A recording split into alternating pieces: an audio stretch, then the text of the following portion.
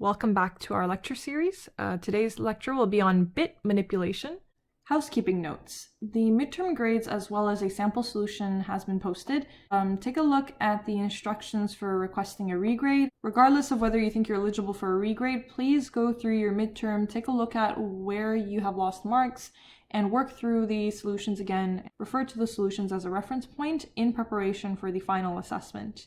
With that in mind, the final assessment, please do fill in your choice in the assessment waiting poll. And wrapping up the labs for this course, Lab 4 is due this coming Tuesday, March 31st. And the Lab 5 document should be released at the time of this lecture. If not, it will be released later today. All right, so to start off, a warm-up exercise for you. You're going to convert the decimal values 10 and 6 into their binary and hex representations. And I've drawn out the template for you to use. So go ahead, pause the video, and come back and we'll take it up.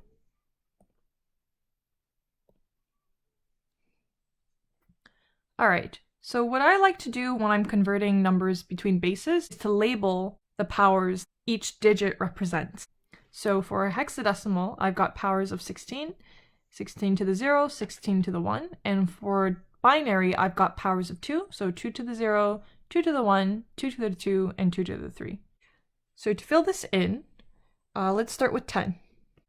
To convert 10 to another base system, I look at the biggest power that I can fit into 10. 2 to the 0 is 1, 2 to the 1 is 2, 4, 8, and 2 to the power 4 would be 16. 16 is greater than 10, so I don't need 2 to the power 4. I only need 2 to the power 3. So I'm going to go ahead and put a 1 there. I'm going to calculate 10 minus 8, which leaves me with 2. So now I repeat the process for the number 2. I find the largest power that I can fit into 2. Well, 2 to the power of 2 is 4, and I can't fit 4 into 2, so I put a 0 here. I'm still left with 2. 2 to the power of 1 is 2, so I can fit one of this in there. 2 minus 2 is 0, and so I'm left with 0 for 2 to the power of 0. Next, for 6, I'm going to do the same thing. 2 to the power of 3 does not fit into 6, 0. 2 to the power of 2 does fit into 6, so I'm going to put a 1 there. 6 minus 4 is 2, so that means that 2 to the power of 1, 2 fits in. I put another 1. And then lastly, 2 to the power of 0, I have none remaining to fill. What I can notice is that 16 to the power of 0, which represents 1, should be able to fit everything from 0 all the way to 15. So everything is going to fit into just this digit here. Now for base 16, we have 0, 1, 2, all the way up to 9. Then we have A for 10, B for 11, C for 12. D for 13, E for 14, and F for 15, because we go all the way up to 15. So to represent 10 in hex, we use A, and this digit is 0. Now to represent 6 in hex, we can just use 6, and this is also 0. Now I'm going to use this to show you the terminology for what we call the least significant bit and the most significant bit. We call the least significant bit to be 2 to the power of 0, bit 0, and as we move up, we reach the biggest bit that we have. That's the most significant bit. Now that we're done with the exercise, I wanted to tie this into a motivation. Why are we even doing this work with bits? We can just work in decimal, great. I have a question, which is, how does a computer add two numbers? So for example, taking the two numbers that we just had, if I want to do 10 plus 6, and we can go ahead and compute the sum, 10 plus 6 is 16. We're going to go ahead and do that in binary as well. So 0 plus 0 is 0. So this digit here is either going to be a 0 or a 1. If I take 1 and I add 1 to it, I have exceeded the amount that my digit can store. So it becomes 0 again, and I have to carry it over to the next place. Now I have 1 plus 0 plus 1, Well, 1 plus 0 is 1, and 1 plus 1 then is again 0. Carry the 1. Then I have 1 plus 1 plus 0, so that's 0. Carry the 1. 1 plus 0, that's 1. And there's a reason that I chose this, there's a reason that I chose 10 and 6. If our number system only stored 4 bits at a time, we would have something called overflow error. So if we only store the last 4 bits, or the 4 least significant bits, we get that 10 plus 6 is 0, which is incorrect. So that's why for lab 4, some of you have run into some weird issues where your hashes are not what you expect. It might be due to overflow error and different number of bits on different operating systems or different computers. Now, working with this, to convert this binary sum into the hex sum, we can just take these 4 bits and translate them over here. So the 4 least significant bits become 0. And then this 5th bit over here becomes 1 here. To answer my question, all of the addition is done in what's called the arithmetic logic unit, or ALU, of the CPU in the computer. Well, what does that mean? How does it go from having 1s and 0s to adding the 1s and 0s? So if you think about it, this is actually happening somewhere in hardware. It's physically being added 1 bit at a time. But how does that work? So for this lecture, we're going to work out from the fundamentals how addition is done on a computer. Okay, so there are only 4 possible combinations of bits that you want to add. There's 0 plus 0, 0 plus 1, 1 plus 0, and 1 plus 1. We're going to divide the sum up into 2 parts, the sum and the carryover. So just from that previous exercise that we did, the only case when we have a carry is when we add 1 plus 1. That overflows and becomes a 1. But in any other case, I have no carry, and that's the result of the sum. So this here is called a truth table. Keep this in mind because we will come back to this once we build up to working towards finding an answer for how does a computer add numbers in hardware. We're going to need bitwise operators. Bitwise operators are closely tied to the hardware that computers and electronics are made of. And so what I mean by hardware are these things called logic gates. Logic gates are made of transistors, and transistors are the building block of pretty much every computer out there. They're essentially switches, and in MSc 160 you might have started to learn about semiconductors, which are outside of the scope of this course, but they have essentially one of 2 states, on and off. Or we can call on bit level high and off bit level low. If you're curious, check out Moore's Law. So the logic gates are comprised of transistors, and there are a couple of main logic gates that we're going to derive truth tables for. The first one is the inverter, which finds the complement of its input. So for a single bit input, we have 2 possible inputs for A, which are 0 and 1. And so not 0 is 1, and not 1 is 0. Next is the AND gate. The AND gate takes 2 inputs and should be very familiar to you because it works very similarly to the AND logical operator in both Python and C. But in C, the logical operator is double ampersand, whereas the bitwise operator is single ampersand. They do different things. I have 4 possible combinations of states: 0, 0, 0, 1, 1, 0, and 1, 1. A and B is logic level high if and only if A and B are both high. So it's high for 1 and 0 for everything else. Okay, the next one is the OR gate. It's the single straight line. It is different from the double straight line, which is the logical OR operator. So again, we're going to fill in the table with all the combinations, and A or B is high if one or both of the inputs are high. So for 0, 0, neither are high, so you get 0. And then 1, 1, 1. This is also known as the inclusive OR. Lastly, the XOR operator, which you saw in Lab 4.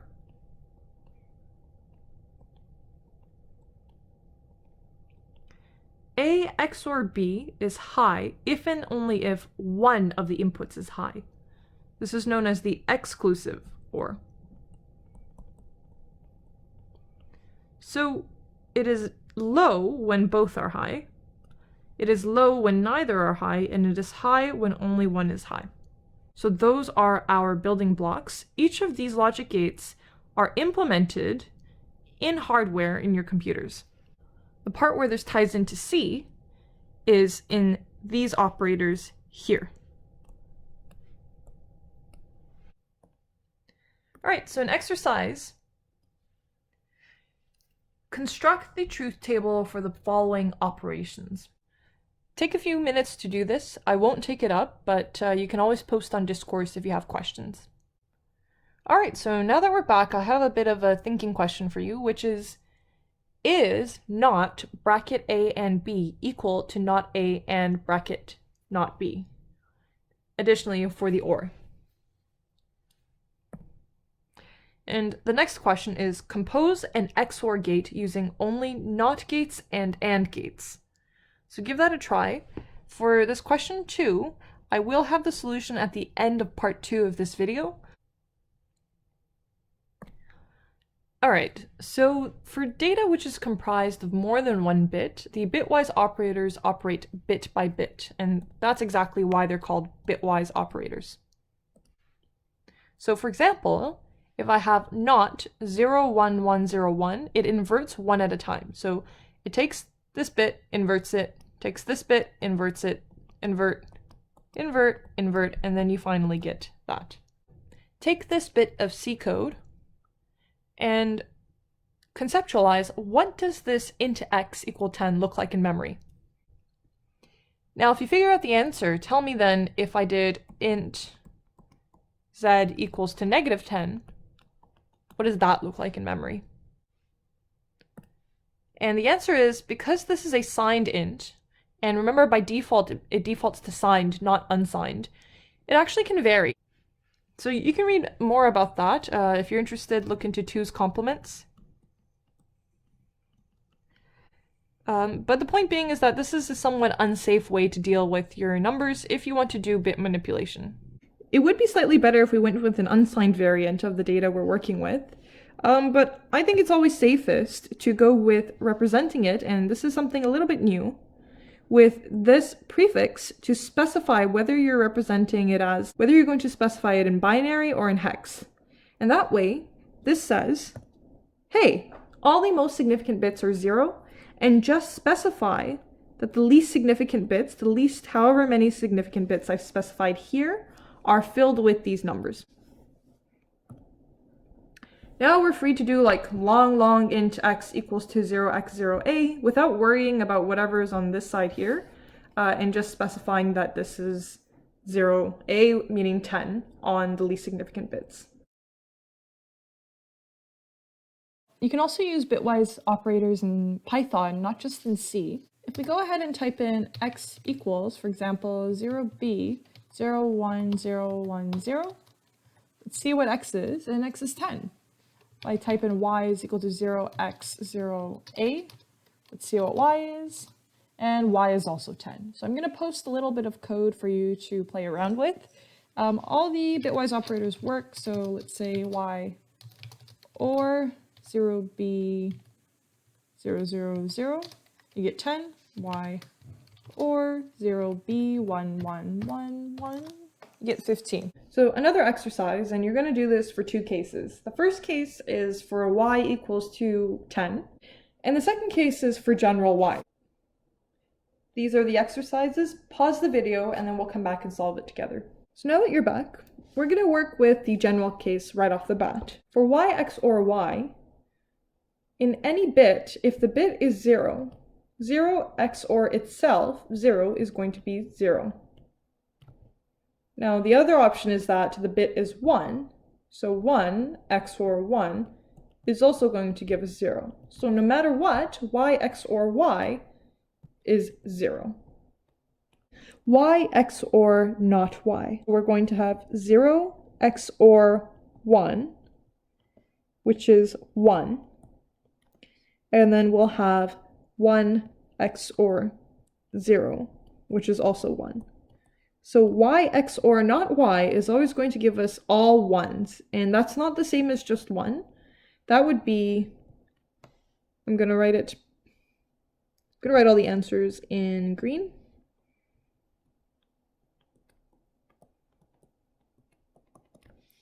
And this would be 0, B, 1, 1, 1, all the way down.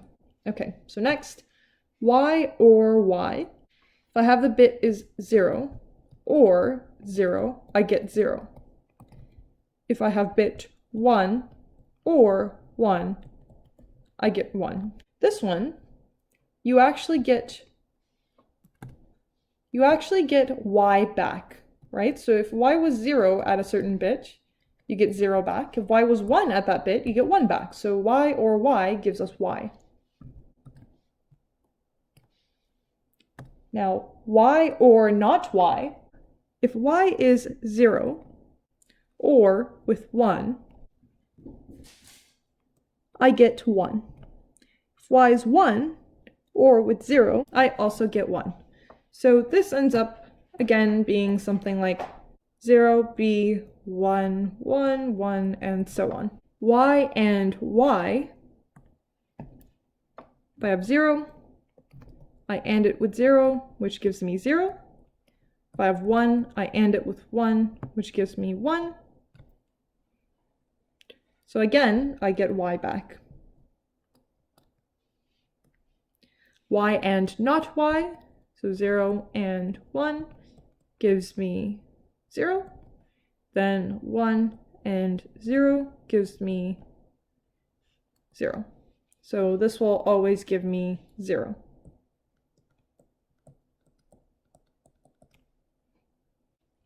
Okay, and now the last set, which is y and 0b01, is always going to give me everything in the most significant bits is 0. So anything ANDed with 0 will give me 0. So I'm going to get zeros for all of those most significant bits until I reach the 0th bit, which I'm going to call from y0, and whatever's here we got zeroed out, right? So y0 now is going to be ANDed with 1. Now if y0 is 0, 0 and 1 is 0. If y0 is 1, 1 and 1 is 1. So I get y0 here. And lastly, with the OR, anything ORed with 0 just gives the original bit. So I'm going to write 0, b, yn minus 1, ... all the way to y1. And then what happens with y0 is that as soon as you OR with 1, you overwrite that with a 1. So that's the answer for this. So the most useful thing from this page is probably going to be this. And this is something we're going to use later on. It's called a bit mask.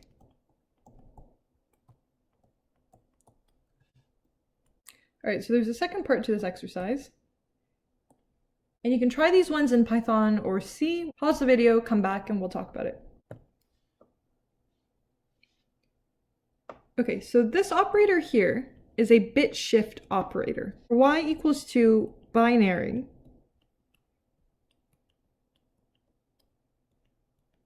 When you bit shift it 1 to the right, you take each bit and move it over. And so the result of that would be 0, B, 0, 0, 1, 0, 1. Now what happens if I were to do that again? So this value was originally 10. When I bit shift it 1 to the right, I get this value, 5. I've divided it by 2. Now what happens if I bit shift this over once again? I get 0B, 0, 1, 0. And that gives me a value of 2. Now if I do a bit shift to the left,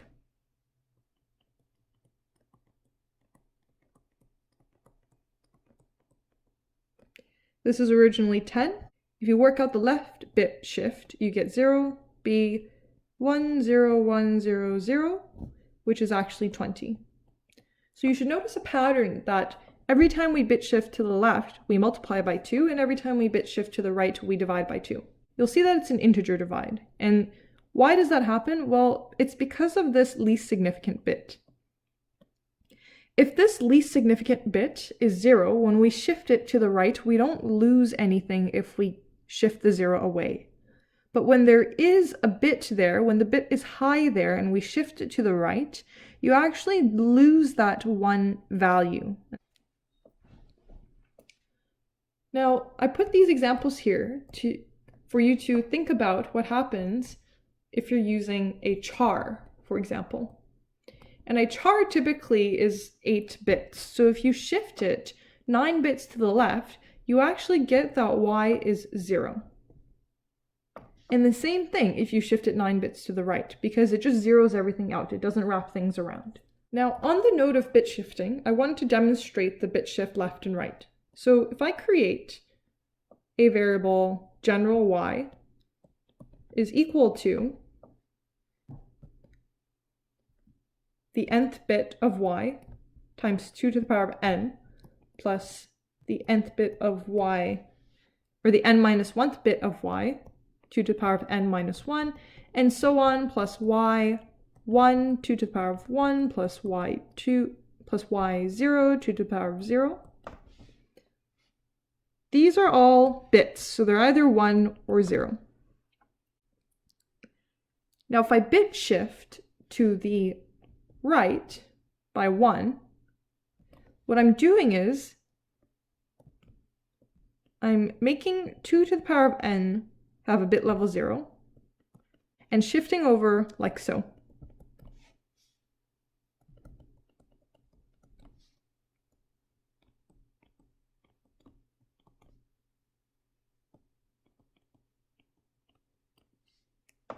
Now you'll notice that this is the bit shifted value, but if I multiply this by 2, that's the original y. So y over 2 is equal to the bit shifted value, so as long as y0 was not equal to 1. Okay, so you can work that out and see that it does the exact opposite, multiplies by 2 when you bit shift to the left. All right, so this is the Windows calculator. This is what it typically looks like in standard mode when you first start it up. I typically have it in scientific mode, but my favorite mode is the programmer mode. So let's go ahead and change the mode to binary mode and create a binary value here. So for example, 1010, you can see that that's a decimal value of 10, a hexadecimal value of A, and I'm going to bit shift it 1 to the left, and that gives me, and you can see exactly that it shifted 1010 to the left, and that gives you 10 times 2, 20. If we bit shift again to the left, we get 1010 with 2 zeros there, and we get 40. All right, and then we can try to bit shift it this way by 1, and again by 1, again by 1. So now we have 101, which is 5. Okay, and let's try out something like 111000 and with 01010101. I find it helpful for debugging because it's easier to see things changing as you work. All right, next exercise. So take a minute or two to think about if you have a number represented in binary form as, you know, all these bits, B0, B1, all the way up to Bn, how would you check if the ith least significant bit is high? So we're going to start with least significant bit. Okay, so you might recall that we covered something called the bit mask, and the bit mask reveals a bit, a specific bit, to see if that bit is high or low. So we're going to create an appropriate bit mask, and I've indicated an arrow to show which direction we're starting from to count I places. So the appropriateness of our bit mask is going to depend on the type that our original value is. I'm going to mimic that type and use a char type. And my mask is going to be 0b01 shifted over to the left I times. So this will result in my least significant bits being 0, 0, 0, all the way until I get to the ith least significant bit counting from 0. And this will be 1, and the rest of my bits will be 0 until the most significant bit. And this is useful now because I've got my only high bit at the ith position from the 0th bit. And this is my mask. Now using that mask, I'm going to check. I'm going to take Y and do a bitwise AND with my mask. And that way, everything around the ith bit is zeroed out because anything ANDed with 0 is 0. So this ith least significant bit, well, if this in Y was 0, 0 and 1 is 0. If this in Y was 1, 1 and 1 is 1. So we pick out that this is either 0 or 1 depending on the value here. And the last step is to just check, is the result of the AND equal to the original mask? All right, so moving on. Now we want to talk about the ith most significant bit. So how would you check if the ith most significant bit is high? And for the most significant bit, we're going to start from the biggest bit and count down this way. So again, we're going to want to create a mask. Pause the video and work out how you think you should construct the mask. Okay, so this one's a little bit tricky. I'm going to start off by creating a mask that's all zeros. Then I invert the mask, and what that does is it gives me that my mask is all ones for however long my data type is. Next, I shift it over to the right by 1, and that takes the most significant bit, sets it to 0, and everything else is still ones all the way down until the least significant bit. Next, I invert the mask, so I bit by bit invert the mask and I get 0 becomes 1, and everything else becomes 0, all the way down to the least significant bit. And now I just have a single 1 at the most significant bit. Next, I shift to the right I times, so that'll put in the ith position from the left. So the ith most significant bit will now be 1, and then zeros all the way down. And to get rid of my scribbles, I can demonstrate how to do this all in one painless line. You can just do it all in a single operation. And lastly, we'll just take the same method that we used before and check if the mask and Y is equal to the original mask. And we're done. All right, this concludes part 1 of this lecture. Make sure to work through all the questions and make sure that you understand all the parts. This is really critical for Lab 5, and feel free to post on Discourse if you have any questions. See you in part 2.